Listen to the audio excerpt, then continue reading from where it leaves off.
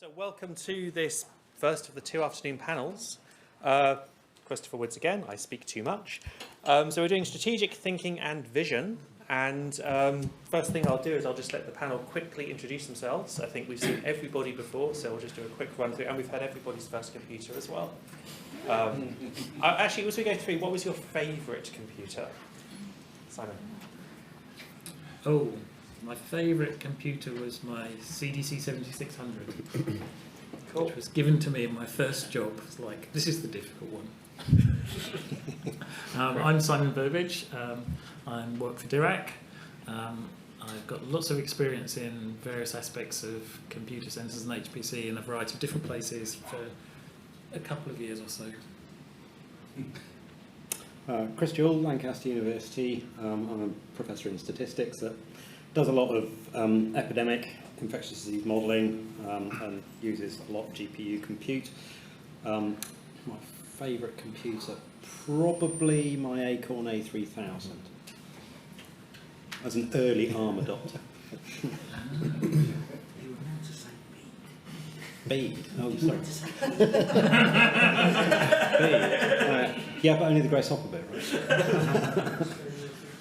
Michael Holder, I'm Head of Research Infrastructure at UCL, so I look after all of our clusters, all of our storage, backup, and just about everything else. I'm just going to be safe and say that Myriad is much the best supercomputer we have.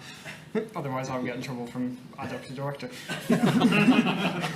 Is it your favourite? Well, clearly the one that's called Michael is not obviously my favourite. Yeah, hi again everyone. I'm Bill Ayres, a strategic lead for Research Data Management, University of Manchester Library.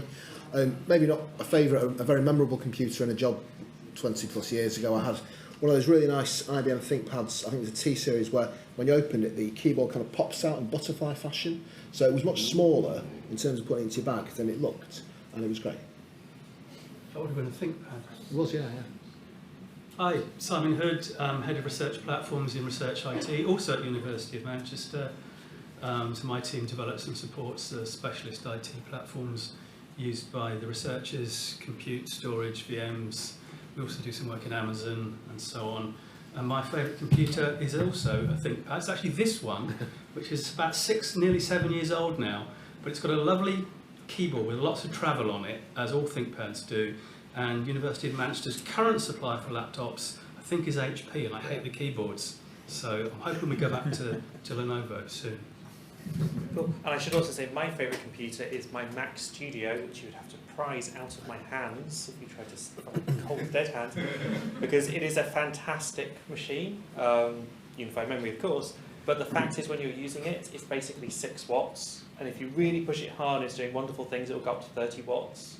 And given I'm working on a machine now, which is going to be consuming 5 megawatts, it makes me feel slightly better that I'm working on a very efficient machine. ARM, of course, is energy efficient when you don't run it at scale. So, strategic thinking. I'm going to start off with, actually, first thing I should say, with a bit of housekeeping. We're going to do more of a question and answer in this one, so do feel free at any time to put your hand up, and I'll try and bring the audience in more to sort of raise questions and points. And also for the online audience, we want to bring you in more as well. And so when you ask a question, do indicate if you'd be happy to be brought on the screen, so your question can be read out, but equally, if you want to, you can ask a question directly and be seen and sort of be seen by the panel and sort of interact that way as well. But just let people know in the chat and we know what we're doing there. So first question on a panel on strategic thinking and vision, and I'll take a volunteer who wants to answer this question first, is what is your vision? And a good vision is expressible in 2 sentences. I can take that. Anyone want to go first? Yeah, I think my vision is a connected world in which mathematicians work with computer scientists and the application scientists to solve problems. Very good vision. That's a good one. Shall I jump in? Yeah. In the manner of total football, total research data management. So maybe the whole life cycle being treated in a way that actually brings all of the outputs and resources that we produce during the research life cycle together in a way for open research, open science, what we're very into. Do that in a way that actually works across the life cycle rather than just at the beginning and the end. Excellent. Maybe Simon, what's your vision? I guess my vision at the moment is somewhat distorted by the cyber incident we had last June, because it just dominates everything. So my vision is to get the cybersecurity people and my team to come to some kind of balanced agreement where we can balance the requirements of the researchers with keeping the badder guys out. And I'm hoping, I truly believe there is a sweet spot, but we currently, should we say, are arguing about it. Cool. Two more visions, don't we? Well, I guess my vision at the moment is we are aiming for one research, computing and storage platform that does everything ECL wants to do and keeping everybody happy with it at the same time. And Simon, you gave your vision. I think the reason why I don't have a vision is because all of those lovely visions, while they're lovely, are kind of impossible. So I work on a very incremental approach and just kind of like do the next thing that needs doing and try and think about what might follow on after it, and not fill my head with lovely gorgeous images. No, see, you kind of ruined the second part of my question because it was a two-part question. Unlike the rest of the panel, you have not dug yourself into a hole. So the second part of this question, given that's your vision, how are you strategically going to achieve that? Okay. We'll go down in order. I don't have to say anything. No, Okay. So that's a good question. So I think digital research infrastructure has a massive role to play in providing a virtual lab for maths, certainly to connect into the computer science of, enabling things like foundation AI, LLMs, all that kind of stuff. So I think kind of the plan, my plan to actually enable my vision, I think, is to just provide that infrastructure, not just the compute, but also the ability to access that infrastructure, and particularly think about the group of application scientists who might not necessarily know what an SSH terminal is. Think about new ways in which they can access the compute. Okay, now. I guess right now our big problem is pulling all of our different systems together, particularly at the moment our research data platform is a confusing mess of siloed storage, and we're trying to get all of those things to talk to each other and keep all the data in the right places and make it all accessible, while also trying to get archives and dealing with the policies of keeping all the data in the right place.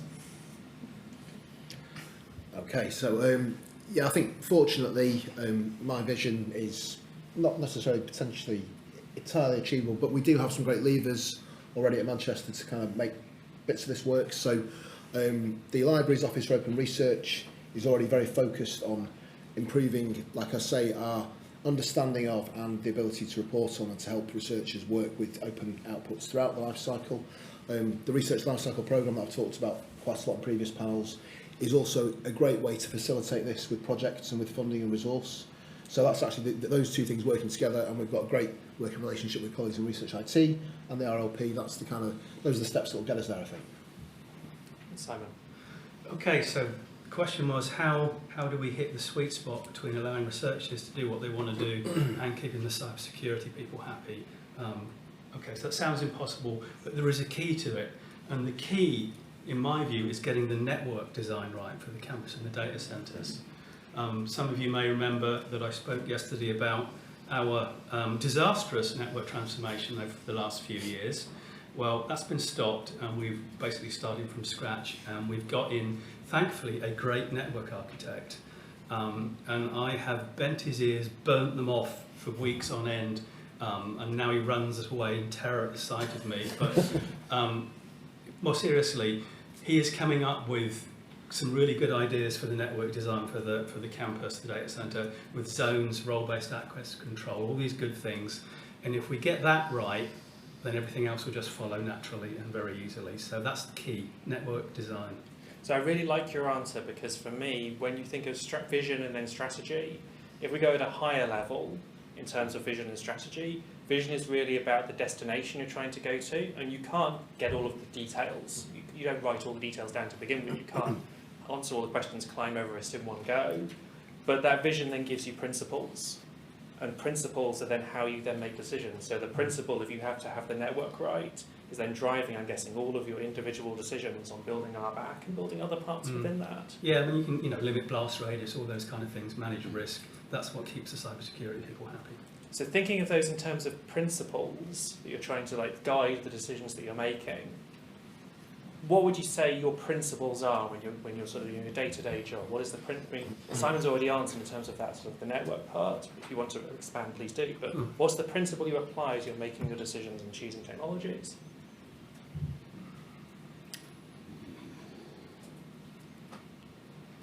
I'm being cruel, aren't I?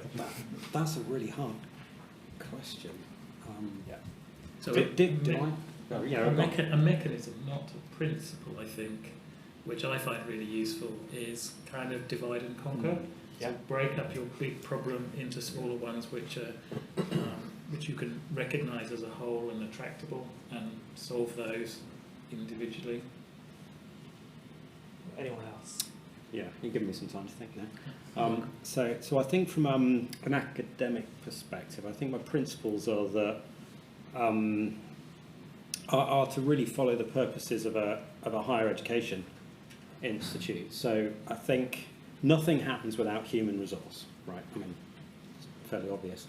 And when you hire people in for a project, those people have to be invested in the project, which means they need to see a kind of beginning, a middle, and an end that speaks to their particular interests. But I think more than that, you have to put in place a kind of a career structure for those people. So if it's a time-limited project, you hire in a postdoc, the postdoc ends up better at the end of that period than they were when they started. So for me, that's kind of improving a publication record, building networks, practicing writing grants. But I think that the principle is kind of people will invest in your project and do the best that they can to achieve your goals if they have that kind of investment through improving themselves. Really good answer. I would say that generally it's about making sure that everyone is aware of what you're doing and why you're doing it, and trying not to create more technical debt further down the line by buying a different system that means you have to have specific people managing it, which then annoys everybody because you end up having to run something else. But it's also trying to actually plan that work so that you then don't have the staff getting annoyed at other people, and then that feeds into researchers getting annoyed because things are delayed or anything else that's going on. It may be a two-part principle, so probably make less work for researchers rather than more in the services that we provide. And if we are going to make something that they need to do some work for, make it really valuable to them. So really think about what we can do to remove barriers, what we can do to make things easier in terms of, from the library side of it, we do lots of work to help with compliance and with regulatory aspects and with things, like I said, the data management planning process. Make that much more easy and straightforward for researchers to interact with rather than piling stuff onto them that they have to do. No, those are all really great. I think this is kind of, for me, the distinction between kind of as you start off in your career and you're kind of like, you see the trees, you're working on the details, you're doing things, you're not able to kind of lift yourself up and actually work out what are your principles, what is then the vision that you have for what you'd like the future to be and how would you get there. And it's a skill which you kind of have to learn. And so really as a question, how did you learn to do this strategic thinking? I learned by making tons of mistakes. I'll completely admit that. I did some really horrible things, not truly horrible, but some mistakes as I go along. And you make mistakes all the time, but sort of how did you learn? Did you have mentors? Did you kind of have someone you admired that you tried to emulate, get good advice? Combination of all those things. Making mistakes for sure, and trying to learn from them. And talking to people who know more than you, people who've been here longer. I mean, for example, when you mentioned individuals, we had an interim director of IT services up until about 18 months ago, who's in the job for just about 18 months. He at one point was my line manager, and he was absolutely brilliant at making a project deliverable and delivering it. He would never overpromise. He wouldn't try and meet all the requirements in the world because that's never going to happen. He'd say, okay, we can meet your 90%, and we'll do it on this timescale, and he would deliver and keep his promise. That's so important, that keeping trust. I think your reputation is so important. I think when you have someone with reputation like that they have strength because they're able to say things without having to give the detail to justify it. And people just go, yeah, you clearly know what you're doing. It's absolutely critical. Never promise things you can't deliver. Yeah. Like research data being stored for 20 years, we'll just take that. So, Can I add a counterpoint to that? Because I think it's slightly different when you're thinking about kind of research projects, because there's a tendency to always overpromise on research. Why? Because, well, research never quite goes according to plan. And I think, you know, the research projects that kind of deliver on the promises are probably in the minority. Kay might disagree, but I do think you're right about the promises. So, and particularly when you're managing staff, they have to feel that actually they're moving forward in their research. They're not just kind of floundering around with stuff that doesn't work, and actually helping them, guiding them through that kind of maze of decisions that they could make, some of which would be better decisions, some of which would be worse decisions. I think is actually really important when you're managing, and I think that is definitely a commonality. anyone like to say, how did you learn any inspirational people or quotes or things? Can I maybe pick up just something that Simon said? So the same interim director of IT at Manchester, when I started in this role, about 2 weeks into the job, he said to me, so Bill, what we need is a 10-year strategy for RDM for Manchester. And I looked at him and didn't cry a tear, but I was kind of like, take mercy. So he said, no, okay, make it 5 years. And at that point, I hadn't really had to do that kind of work before. So I just thought, well, what does one do in this situation to actually make something like this work? So I did, I mean, in my own mind, probably not as a researcher's mind, but in my mind, fairly deep dive into all the good strategies that I could find. That means reading lots of strategic documents and papers. And the thing I found with that was that loads of them were not incomprehensible, but they were very difficult to make them land in a way that would mean anything to anyone beyond a niche within a niche. So, and I also found that the formats and the way they were laid out was just really impenetrable in loads of cases. So I then trawled through lots of the funder strategies, and actually the Arts and Humanities Research Council strategy at the time was the one that, for me, really spoke to me in a way that made sense as a strategic document. And so I'm not going to say I ripped it off, but I did. I took it, no, as a template. I took the format and the way they'd written it and thought about the kind of audience that they'd written it for, and then used that to prepare a 5-year strategy which went to this person and to various other people. And the feedback wasn't too bad. So, you know, that was a great first draft to get things moving. And that was, for me, you know, it was a learning experience at the time, but it was also, again, leaning into that, you know, the kind of the idea of mentorship or, you know, peer review or the way we support each other. That was the thing that set that on its path, yeah. So I'm picking up a theme here of basically, I said learning from others and sort of having a really good mentor, someone you kind of aspired to. And I feel like very much in my career, I was so lucky to have people above me who had vision, and you could sort of say, I'm going to emulate this person. And the thing I always loved was my PhD supervisor was the kind of person I once went to a conference, and essentially they would say, you're so lucky you have the supervisor. And I'd say, well, what papers have you read of his, and what does he do? And they go, I've no idea. And to have that ability, that reputation of being good, and you don't know why they're good, I think is actually part of that not over-promising and not under-delivering. It creates something you can then build from. So I'm going to go into the room now, because I've been talking for a long time. Is there any questions or anything anyone would like to ask of our panel at this point? So I see a hand right at the back of the room.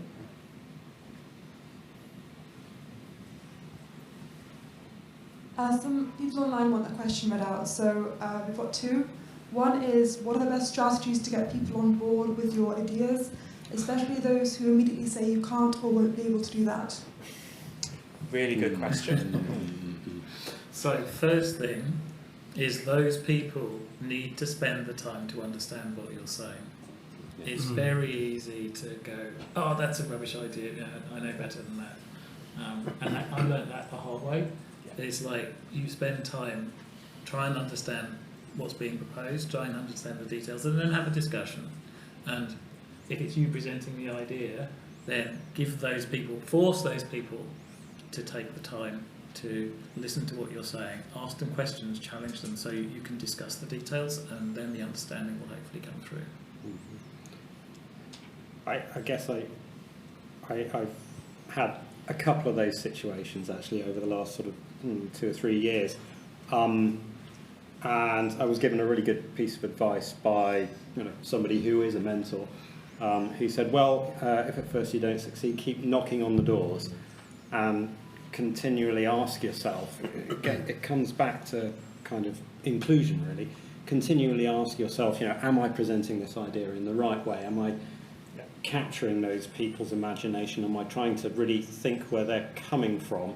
Why aren't they engaging with me? And then trying to just tweak your message continually, I think. Yeah. I would add it's very much pitching it to the right people in the right way, and very much if you can go and find people in person, have a coffee with them, talk to them in a general way that isn't pitching an idea and just having a general conversation with them, they're far more willing to listen to those things rather than if turning up like a salesman and telling them what to do. 100%. I think actually in this point, there was a conversation over, I think it was lunch or coffee I was having, about how you basically sort of talk to your PVCRs, how you talk to your deans. Those people are super busy and they have people coming up to them all the time saying, can you do this, can you do this, can you do this? And so my strategy was always basically just become friends with them.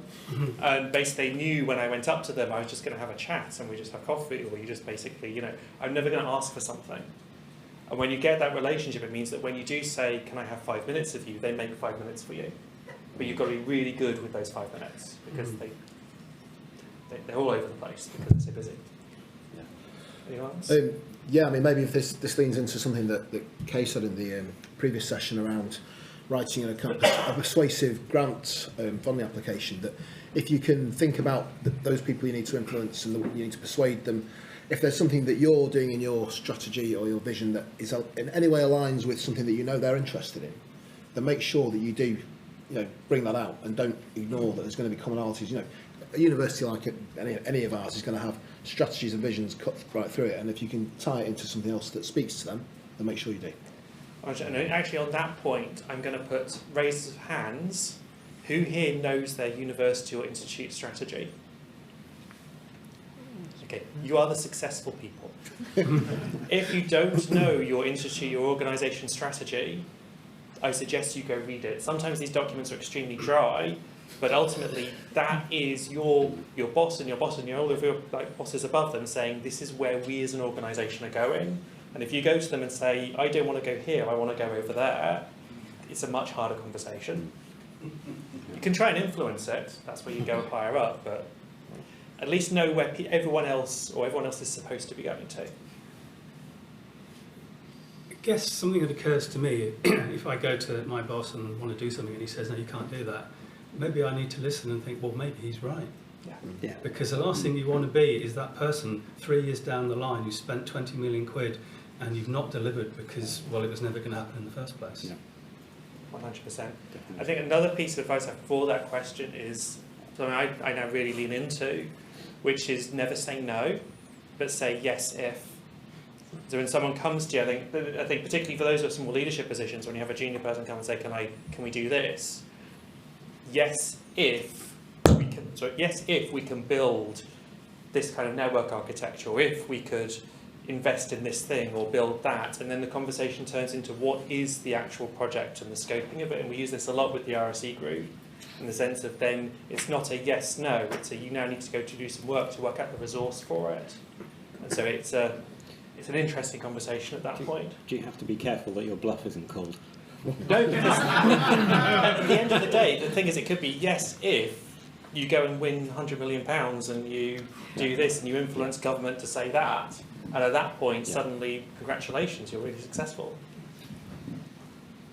But then I've done no work. I've been a leader. I don't have to do anything. Leading from behind. Exactly. Okay, so there's a second question I heard that was online. Yes. How do you ensure earlier career staff can input into and drive institutional strategic vision? It seems like this is only a senior leadership sort of thing.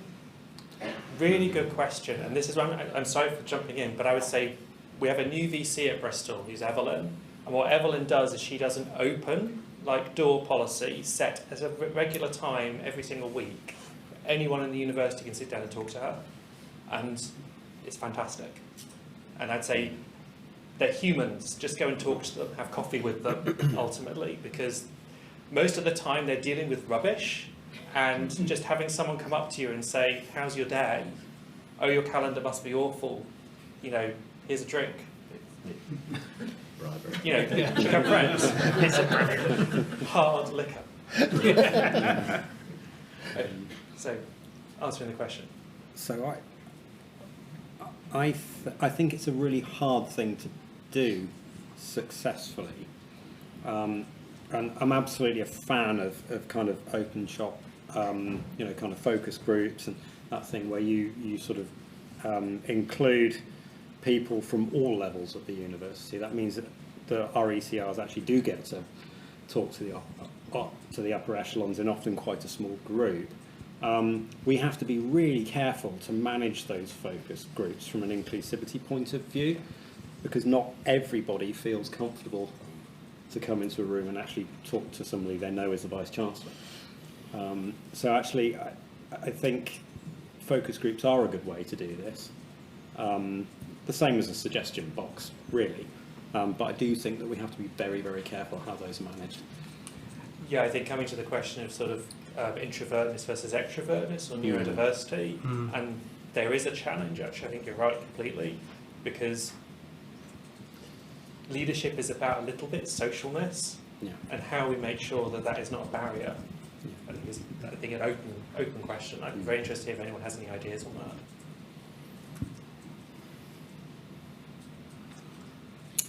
I think, particularly in technology areas, you don't necessarily want your organisation to be driven from the top, because the people at the top they're not up to date with stuff. So it's the people who are below, who generally the younger, brighter people who are up with the latest technology, exploring stuff, doing experiments. So if you can encourage those people to come up with ideas and plans, and then have a kind of collegiate discussion between different people in the group, so like, is that worth doing? Is that good? Should we try a couple of things, do a couple of experiments, and then bring that to the people who make the decisions? Then you can get really good stuff happening, and the people at the top don't have to say, I want you to do it this way. And you go like, oh. Yeah, 100% agree with this. I think one of the nice things about being an academic is that you reach a point in your career where it's your PhDs and postdocs who are basically teaching you what the field is doing, and then you get invited to conferences and people treat you like you're an expert in something. I've never run AI myself. I have lots of people who know AI really well, and I've absorbed the language, and I can then speak in a room. And it's that kind of thing. Absolutely. Yeah, definitely. So cool. Any questions from in the room? You're engrossed in the conversation. This is really good. So it's more a comment than a question. So years ago, I met the director of. I met one of the directors of the Advanced Photon Source, strong in the States, and he said the directors all had to take their turn on the coffee cart, pushing the coffee cart around the ring. That was very interesting because it forces you to interact with them, even though they're umpteen levels in the management chain. You've got to say hello. And I thought that was quite an interesting perspective, an interesting way of breaking a barrier. And I think that's a really good thing. And actually, it's one of the things I really like about the Isambard team we've assembled. Every single member of the team will be on the rota for the service desk doing level 1, including going up to the top. And I think it then forces them to experience what the problems are with that service and actually how you interact. And I think that's a really important thing, actually, with how things operate. Cool. So we will go on to the next question, change of tack. I think this actually maybe ties into what was said about early career researchers and sort of early RSCs as well. At the beginning of your career, you tend to lack autonomy. You tend to be working on things that are very operational, and so you don't tend to have the time to be able to do that strategic thinking, strategic work that can then prepare you for the future and sort of pay off in 1 or 2 years' time. So can I ask the panel, how does your autonomy, or if you have lack of autonomy, how do you lack of autonomy, affect your vision and strategic planning? I'd say it's essential to have a certain amount of autonomy. It just gives you the headspace to, because the more you think about a problem, the less you can figure out what you're doing. You need to step back, go for a walk, have the autonomy to, to just sit and think. And on that point, I know there's an increasing push with financial rules that essentially everyone is timesheeted, even going into PhD, into postdocs if they work on multiple projects, and particularly in IT, trying to cost recover. Do you see a danger of a world where everything's timesheeted, that this valuable strategic, I've gone for a walk, is impossible to cost? Yeah, it's a terrible idea having no slack time, you might call it, at all. I mean, just as an example, years ago at Manchester, when I was a sysadmin, a couple of us sat down and we came across this thing called Condor. This is probably 15 years ago, and we actually had, both of us, a bit of slack time each week. Well, we're going to make some slack time, and totally, under the radar, we built up the Condor pool at the university until it was thousands of cores. That would never have happened now because there's no slack time. Everyone is stressed out of their minds trying to get tickets done. That sort of thing would never happen now at all. Will happen in my team if you'd like to apply for a job.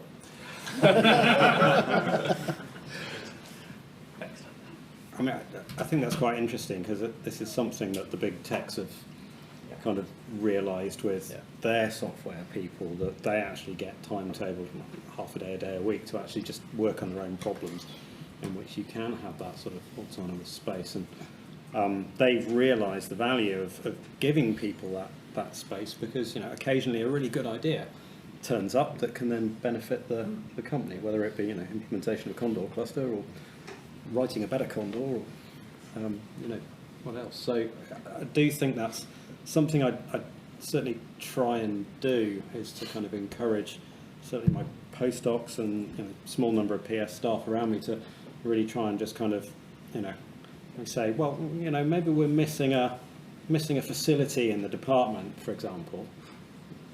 Just take a bit of time to go and experiment and see whether we can find a technology or invent something that might fill this space, but don't feel kind of committed to it. I think that's a really good answer and really important. I think this is, when people say what can we do to encourage strategic thinking within sort of people coming into the career, I think it's us in the leadership really fighting back and defending that sort of strategic time, or I'm not allowed to use the word play anymore with a big supercomputer, so it's prototyping time. So I'd be really interested. A question I was going to ask in the last panel, and the conversation moved on, but I just wonder how many people feel that the coffee table time that they got maybe 10 or 15 years ago has kind of been eroded recently, and you have less time to just talk in that kind of social space to your colleagues. Yeah, so hands so up lots of nodding, right? They've lost their coffee time. So we actually joked in chemistry, we had our coffee room upgraded, and I think the number of grants submitted 6 months later decreased because there was no coffee lounge. And I think this is actually one of the great challenges with the hybrid working and pandemic, is basically how do we get that coffee time back in an inclusive way? And indeed, if anyone has an answer to this, please raise your hand. Groupthink. We have the meeting room K and the meeting room S. We don't have a coffee room. And another. The two pubs. Breakfast. With a Wi-Fi connection? Yeah. Interesting. I'm putting this for breakfast. Interesting. So I should have said microphone. Apologies, online people. I'm a home in Met Office. So one of the things we do at the Met Office is a concept called random coffee. And so there's a big spreadsheet with like 500 people in it. And every month it gets randomized into groups, about 5 or 6 people. And they just get together once a month, randomly. So you get to meet people from across the organisation, which is great in the Met Office because there's lots of us. And yeah, they can choose whether they want to meet hybrid, online only, in person, that sort of thing. But yeah, it's a really great way to kind of help meet people across the office, but also, in a, can't think of the word. But yeah, just inclusive way, that's the word I'm looking for. Thanks. Thank you. Chris Walker, just so an institution of my acquaintance has donuts on a Thursday morning at 10 o'clock. I was about to. That, for me, visiting. So that's if I'm going to go there, that's when I go because you get a donut. Inclusivity-wise, I'm not so sure, but it's a great. People are interrupted, and you have people have permission and are encouraged to go, and that small free bit of food works. And I suspect somebody else is about to say something. Yeah, so I work at the scientific computing department at STFC and WDO. So every Thursday, 10 or half 10 now, it kind of moves around a bit. But like the whole department, like a senior member of staff will go and buy as many donuts as sort of how many people say they're going to come in, and you make connections maybe that you wouldn't necessarily normally make because the whole department is there. And there's been, you have moments sometimes where you realise someone's working on something very similar to you, but because they're in a different division or a different group, you have no idea that you've been doing the same thing. And it's really great for sort of those cross conversations. And then something else specifically for our team. So we are quite a geographically diverse team, but we have a day a month where we all come into the office. It's a Thursday, so we all get to go to donuts in the morning. And we do have some meetings that we find are better in person, so we try and fit them into the morning, and then there's sort of less of an expectation that you'll maybe like get any work done in the afternoon. So we had a really lovely one recently where we all just sat around a big table for 2 hours in the afternoon, and the amount of like conversations we've sort of sparked out of that have been like really excellent. But we actually do have like social time on Gathertown. Gathertown got mentioned earlier. And it does work quite well for us. We do that once a week. But being in person, there is that added extra bit. But we bring people in from across the country, so people from Leeds coming down to Oxford. Works really well for us. That sounds really good. I think I saw a hand at the back as well. Yeah, so we kind of had, my team had a lot of time where we sat and we discussed why we're coming to something in person, and it requires an actual bit of strategic thought around that, so that we don't all turn up to the office to then sit in Teams calls with people outside the office, which happens a lot. And so then I'm not having a water cooler moment, I'm not having a coffee, I'm not having a conversation. So I think for us, we've all blocked bits in our calendar where we are on campus and deliberately present there.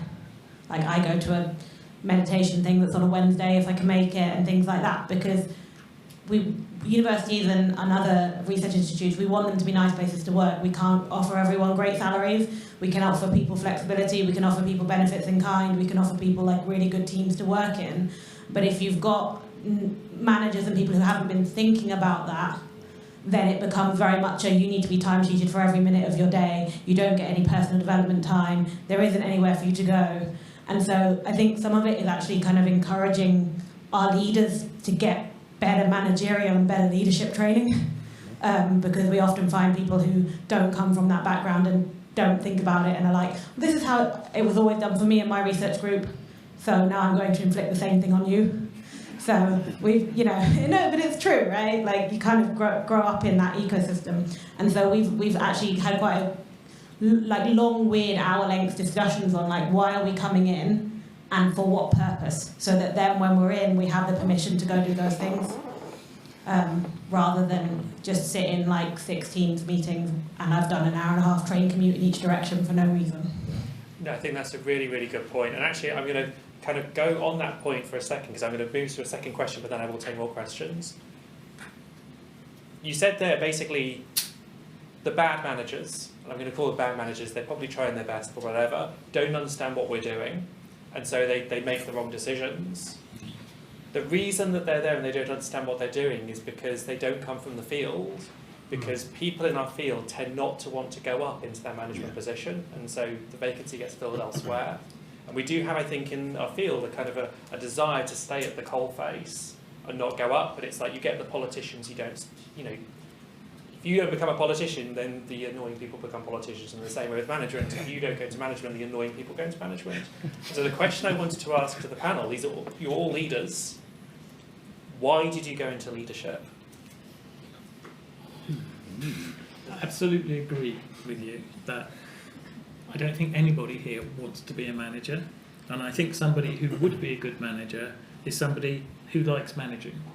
They don't necessarily have to have an interest in the field, but they need to be good at organising people, to all the stuff that we don't want to do because we like the technical side of things.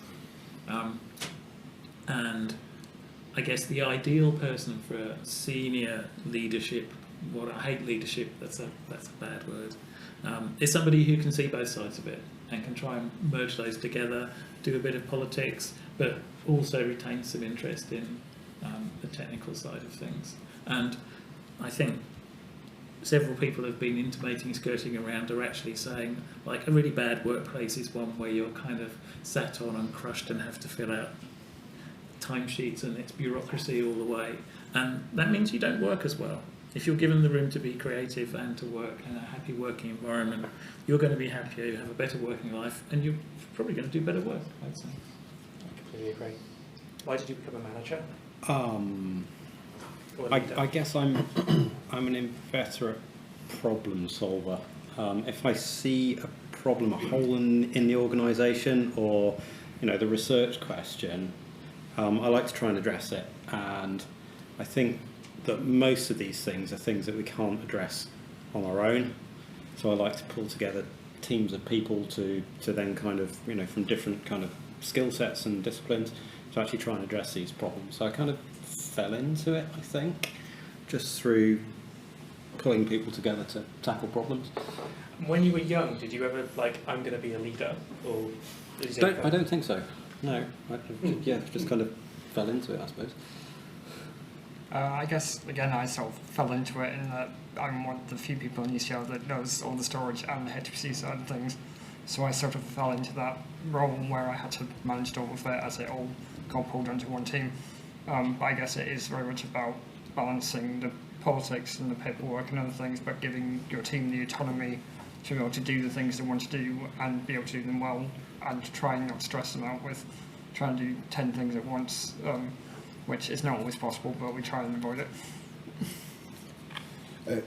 Yes, I mean, coming from the professional services side rather than research per se, and this was a reflection maybe of the era when I first got into a managerial role, and things have changed a bit, I think, but there was a certain point where if I wanted to stay doing technical things, then I wouldn't really be able to progress much further in terms of a grade or pay, and that's a factor. So I looked at what options there were in the area that I was working at the university at the time, and thought, well, I need to take on these responsibilities in the management track to do this. And that was what then set me on a certain path. And then, to be fair, I had a change of role and went to work in libraries, and that was actually a much better fit for me. But then that was the thing that gave me the exposure to open research and open science and what we do in the library for that. And that is actually something which has kind of rekindled the passion that I maybe had for the very kind of boring technical infrastructure stuff that I used to love but couldn't go much further with at that time. So yeah, I had to make a decision to go that way, I suppose. Very good answer. Simon? Well, I guess I never really had any ambition to manage or lead a team of people. What I wanted to do was drive the technology and the platforms that were being developed in the what is now Research IT at University of Manchester. And as a result of that, I became the team leader, well, 3 people, which barely counts as a team. The problem is 3 people, when the faculties merged into the centre, became 6 people. And then we had a new service and it became 7 people, and you get the idea, it just happened, and now it's 25. Wow. And learning to manage people, all I can say is I'm still learning to manage people. And I think that's actually the mark of a good manager, is realising that you're always learning how to be a manager and reflecting on it. And the managers I've seen who have not been that good have been the ones who think they're good managers and don't actually check with the people below them that they are a good manager. So, guys, some questions in the room. I saw your hand first, and then we'll go around.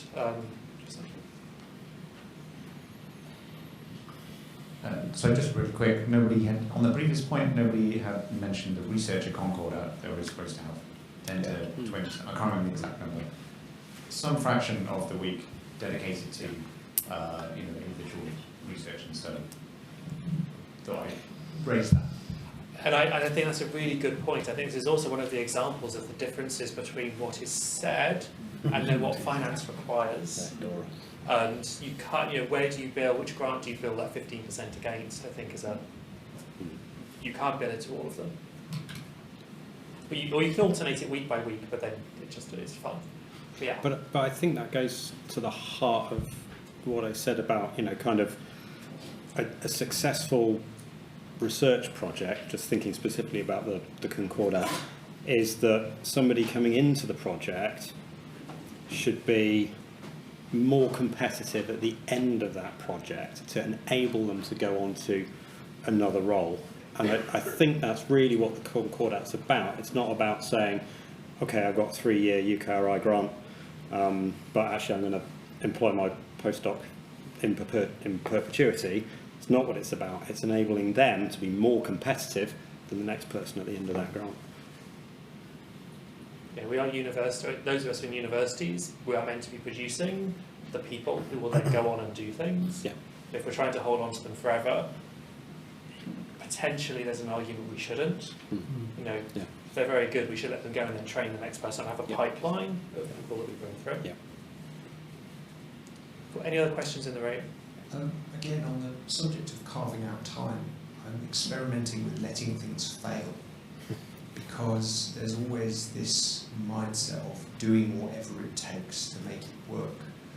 But in doing that, you just facilitate that process to continue indefinitely. And actually, sometimes, unless stuff fails, then nothing gets done about it. That's a really, really good point. And indeed, this is actually something that happens with people who are you have a working time, you're notionally employed for 35 or 40 hours, and what happens is that you can't cope, and so you work more hours, and you go into the evenings, and you can't cope even more, and you work in the weekends, and the point you fail is then when you filled your entire life up and got divorced, and everything's gone badly wrong, when actually if you were saying, I was failing at the point I went from 35 to 45 hours, and being open with that, being open with workloads. I'm someone personally, I don't champion the people who are working burning the midnight oil. I think you should only do a burning the midnight oil for strategic work where you go, yes, I'm investing this time because I'll get this payoff in the future. For your operational work, your business as usual, if you're burning the midnight oil, then something is badly wrong, in my opinion. I really agree with that. And if you carry on working that way, you end up doing things worse and worse. And the whole is your working environment, and that spreads to people around you. It's a horrible thing that spreads in teams. People are kind of working really hard to try and make something work or bring a project in, and it's hopeless. It's never going to work.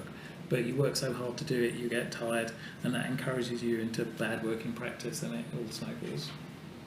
I'd also agree, because one of our delivery managers actually said this to me at one point about my team, that we were almost too good in keeping everything running. And it was basically when things actually did fail, not that we let them fail, but they did fail, it actually presented more of a conversation trying to deal with it, overworking in situations from that than it did keeping everything running and somehow saving things. Good, just an observation maybe, to think about the strategic aspects of what we're talking about for the panel today. That there's been a lot of conversation in the last 10 or so minutes about the humans, the people that we work with, the resource, the water cooler moments, the making us connect again. And that is something that probably doesn't get written into enough strategies in a way that makes sense and is actually meaningful. There will be some lip service paid to this, but actually carving out an area of the strategy to talk about how we're going to develop people and take them through and work, as effective teams and across the service areas is really essential. And I love your advertising for the Isabud service. One of the lines in our mission statement is it's a really nice place to work. Yeah. And that's something we really aim for. And indeed, one of my principles personally is actually the principle of taking leave. So I take all my leave, and I'm visible in taking all my leave, and I make sure that the people below me take all their leave. And what that does is it forces you to design resilient organisations, because someone's leave is like the practice for when they move jobs or something happens to them or they're sick. And I think where we have these worlds where people become so important that if they disappear, everything collapses, that creates so much weight on their shoulders. And I think if you see someone like that, you should be thinking, help them, really. So any other points? Yeah, I mean, basically sort of coming on the back of that, one of the things that I've tried to learn over the years as my team has got bigger is to spot people who are unhappy or frazzled or stressed. And the observation I wanted to make is it's reasonably easy to do that if you're in the office and you see someone day after day. You can spot the body language. if we're on the end of a Teams call, you can't spot it. It's much harder. And so people working at home 9 days out of 10 on the end of Teams or Zoom, how on earth do you spot that they're in a bad way? It's really difficult. I agree, it's very, very difficult. But equally, the same thing is like, you don't want the come in because I'm micromanaging you, but I'm watching.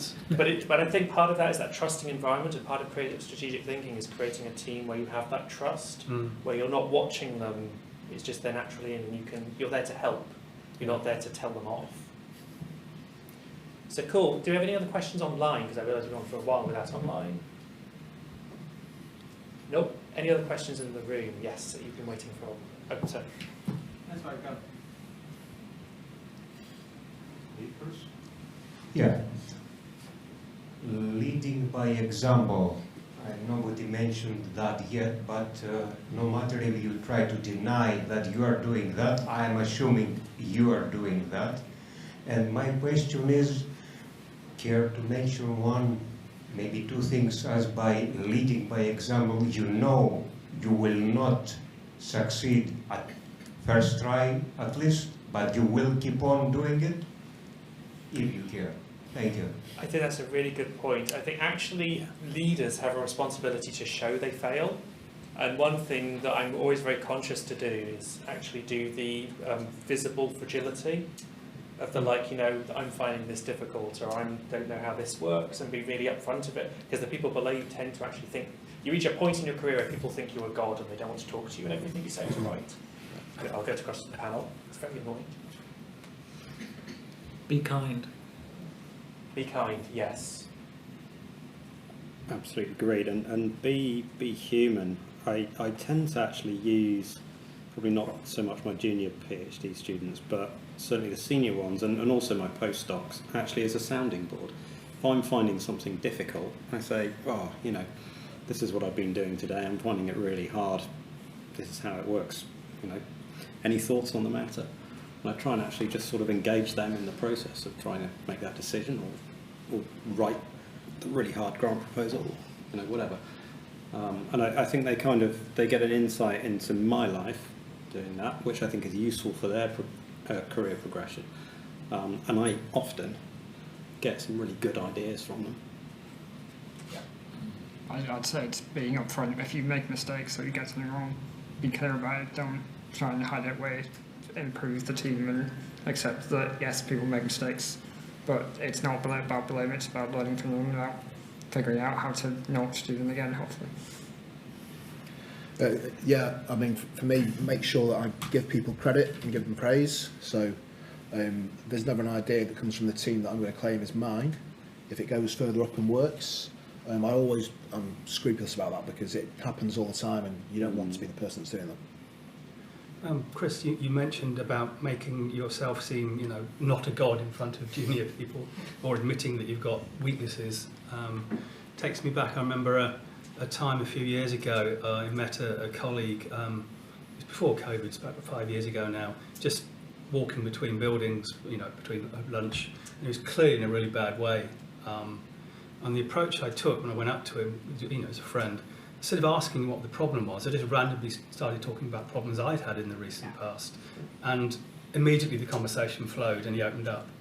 So this admitting that you have weaknesses too, or issues or problems, it works. Yeah, and I think the same when I talked about talking to deans or PVCRs, actually just giving them space. It's like it's a conversation, and you look like you're having a really bad day. It's like one of the best ways to open a conversation with a dean, because they're almost certainly having a really bad day. Rather than, I've got this really good idea, give me £100,000, which they go, I don't have any money, go away. I'll buy you a drink. Buying people coffee, I love buying people coffee. It's like £4 now, used to be £2.50, but £4, which actually gives you quite a down south. £4 basically gives you return in your salary years later, significantly more. Good investment. That's why you get paid more when you're senior, right? It's to buy the coffee. It just avoids having to put the expenses claim in. Cool. So we have 2 minutes left. I apologize for taking too much time. There was a question over there. Actually, I think you sure? There wasn't a question, and it's moved on, so I can pick that up. Okay, then let me do the just down the room.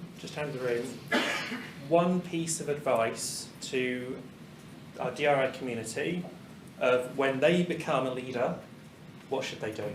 What principles should they have? And I'll start Simon you on that end because you look like you had an answer. Yeah, okay, so the answer to that is loyalty to the people below you. Not loyalty to the people above you, loyalty to your team. Even if they've got something wrong, you've still got their back. 100%. And the term I always had was be a shit umbrella. Yeah. Protect them from everything coming down from the top. Rather than a bad umbrella. I'm going to struggle here, because Simon said what I was going to say. No, yeah, I suppose it is an element of that. It's the stuff that comes down that we have to do, make that less painful, as least painful as you can. So when there are big changes that are coming through, and we all face change all the time, when there are structural changes, and we all go through that all the time, then it is about protecting your people, it is about helping them, but it's also about making sure that you guide that through in a way that isn't going to be the end of someone's wanting to work at the university or wherever you are. Again, it's about protecting your team, it's about being open and being able to have conversations and for them to be able to come and talk to you if they have an issue, and being open and being basically friends with them but being able to manage them at the same time. Yeah, I subscribe very much to the service model of leadership. If you're a leader, you're serving the people that are working for you. You're giving them a platform to improve themselves, to stand on, to understand what they're doing, and to build a career trajectory for themselves. So that's a really good one. I like that. You're working for them rather than the other way around, and they're people. You're all people. Be open. Yeah, for me, my best piece of advice on that was from my mentor, and they said follow the Star Wars principle, which is basically hire good people and make them better than you, and then at the end you can go, you are the master now. So with that, we can now go to coffee, I believe. Thank you.